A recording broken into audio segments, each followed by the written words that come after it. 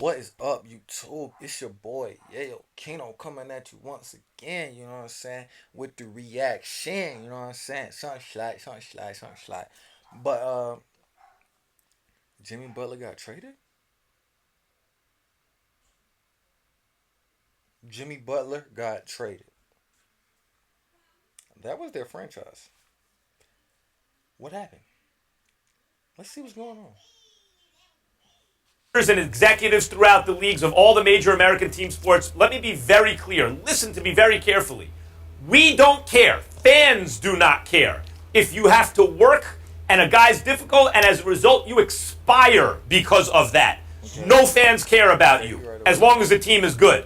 So if it's about you having to not sleep and wind up with migraine headaches and you wind up with a stroke because this guy is giving you such agita, if he's a star, to hell with you. Nobody cares about you. I'm so glad you made that point, Stephen A. It's something that drives me crazy. Since I was a little kid, the GM, he couldn't get along with the star player. Oh, really? Tell the GM where he can get off, even thinking that way. Whatever. No one cares about your mental. Well, in this case, Max. In this case, Max, it was the coach. It was Paxson and Foreman not getting along with Thibodeau. Sure. Yeah, go ahead. Absolutely. But it's the same point that you just made. Right. I love the fact that you said it. Can't be said enough. The trade itself. Crazy. Oh my God! Did Chicago get punched in their face? I would hate to be a Bulls fan today. You gave up. Look, the history of the NBA is this. The winner of the trade is the team that gets the best player. That's it. Yeah. The marginal utility of a star, in other words, you take a replacement player in the NBA, oh, that's an NBA player. The value of that guy is whatever. Even a rotation player, which has some value. The value of a star in the NBA, it is a star league. The stars are the only guys who win championships. The only one. You need to find those guys. If you don't have those guys, not that they're the only guys that win championships, but if you don't have them, forget it. Forget it. I don't care how good your system is. Jimmy Butler has transformed himself into a two-way star, NBA star. And what did you get for him? A bunch of flotsam. Dunn was so bad they couldn't get rid of Marco Rubio. He played Marco Rubio back into an essential piece on that team. That's a good point. Look, Levine has hops. There's no doubt about it, Stephen A. And he has some offensive talent. He's a one-way player coming off an injury. I actually think with limited upside as a result of his defense. And when I originally heard the deal, I was at the draft last night. When I originally heard the deal, I heard that they got the 16th and the 7th pick. In other words, I heard the Bulls got 2 draft picks, and I still thought, boy, they got ripped off. And then I heard they had to just trade up, so they gave up their pick to get to 7. Yeah. And Jimmy Butler. Boy, the Bulls are fools. Now look, you say, well, Klay Thompson was drafted 11th, Steph Curry 7th. You can always find Kawhi Leonard. You can always find a guy like that. Yes, but the odds are very low that you get that guy. So the chances that an organization stupid enough to make this trade is smart enough then to identify the hidden talent in the draft are even more remote than the normal odds, which would suggest which are remote.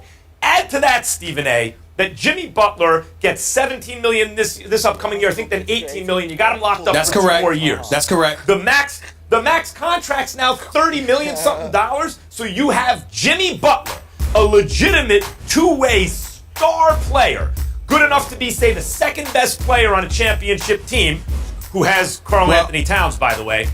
And he's being paid almost half max contract. That itself has tremendous value.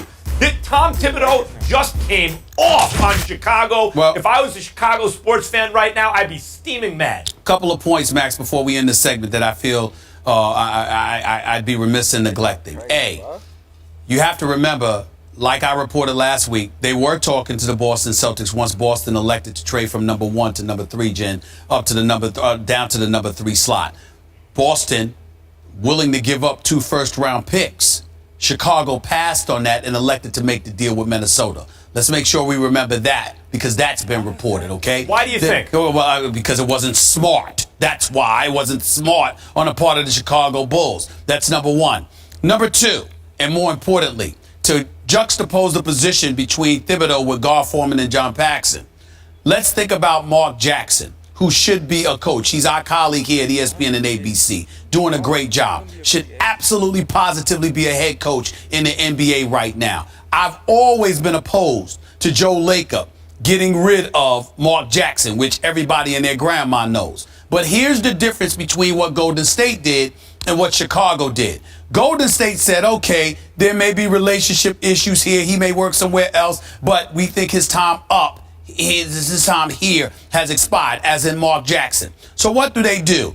Instead of Mark Jackson, they get a 5-time champion as a player who was also an executive for the Phoenix Suns, okay? And now you gave him an opportunity to coach. And if you hadn't given it to him, Phil Jackson and the New York Knicks, Steve Kerr was their first coach. That's entirely different than what Gar Forman and Paxson did, because you got an exceptional coach like Thibodeau, and you decide to do away with him, who's proven to be exceptional. Do away with him. No problem there. You have that right. But your answer is Fred Hoiberg, who some say is a great third assistant in the NBA. Now, I'm not disrespecting him because the man knows basketball and nobody's questioning that. But the relatively nice guy and what have you, a lot of people think that he's more suitable